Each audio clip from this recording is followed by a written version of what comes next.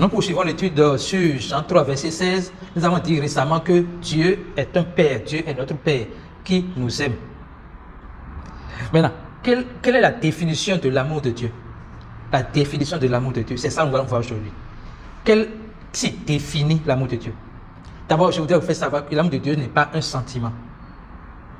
L'amour de Dieu, ce n'est pas l'amour des hommes.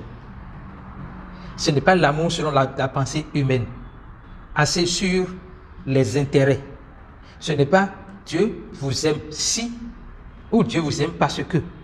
Dieu t'aime si, Dieu t'aime parce que. Ce n'est pas le cas. Dieu t'aime parce qu'il est amour. Il ne t'aime pas si tu fais bien les choses. Il ne t'aime pas parce que tu fais bien les choses. Non. Il t'aime parce qu'il lui-même est amour. Et c'est ainsi qu'il démontre son amour. Alléluia. Donc, Dieu ne fait rien en dehors de sa nature. Ça veut dire que s'il y a un événement dans votre vie, dans votre vie, qui ne reflète pas l'amour de Dieu, la paix de Dieu, la joie de Dieu, soyez rassurés que ça ne vient pas de Dieu. Dieu ne vous aime pas parce que vous faites bien les choses. Dieu ne vous déteste pas non plus parce que vous faites mal les choses. Il vous aime parce qu'il est amour. Et j'ai eu à cœur de parler aujourd'hui de l'enfant prodige pour que nous puissions voir à peu près à quoi ressemble l'amour de Dieu. L'enfant prodige, c'est le cadet. Selon la parabole, c'est le cadet, le fils, le second fils. Il a demandé son héritage. Qu'est-ce qu'il en a fait? Il est allé mener une vie de débauche. D'accord?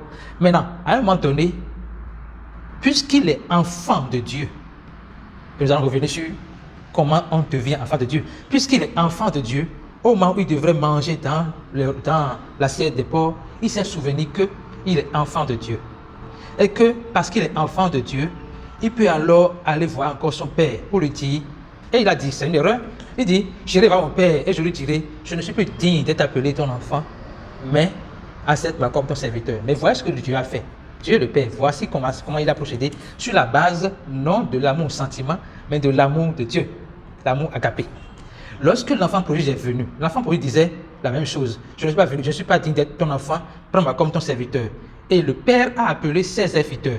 Notez bien, le Père appelle ses serviteurs. Il dit à ses serviteurs, apportez-lui un habit, apportez-lui un agneau, apportez-lui une chaussure. Donc, il appelle les serviteurs pour qu'ils viennent servir le Fils. Vous comprenez? Dieu appelle les serviteurs pour qu'ils viennent servir le Fils qui est revenu. Ça veut dire quoi? Quel que soit ce que vous avez fait, Dieu vous attend. Parce qu'il vous aime. Il veut avoir une relation fidèle avec vous. Son amour pour vous est intense. Jean 3, verset 7 dit que Dieu a tant aimé le monde. Donc son amour est très intense. Son amour est plus grand que tout ce que vous avez fait comme bêtise. Alors il veut vous accueillir. Il est prêt à vous accueillir, les bras ouverts. Il est prêt à vous accueillir, non pas pour vous accueillir comme son serviteur, mais pour mettre ses serviteurs sous votre autorité. Alléluia. Il veut mettre ses serviteurs sous votre autorité. Revenez à Dieu. Revenez à Dieu, chers frères et sœurs. Revenez à Dieu. Quel que soit ce que vous avez fait. Ne dites pas comme cet enfant prodige, hein, dites, Seigneur, je sais que tu m'aimes. Je suis venu te dire merci pour ton amour. Merci de me restaurer. Et vous serez restaurés. Au nom puissant de Jésus-Christ.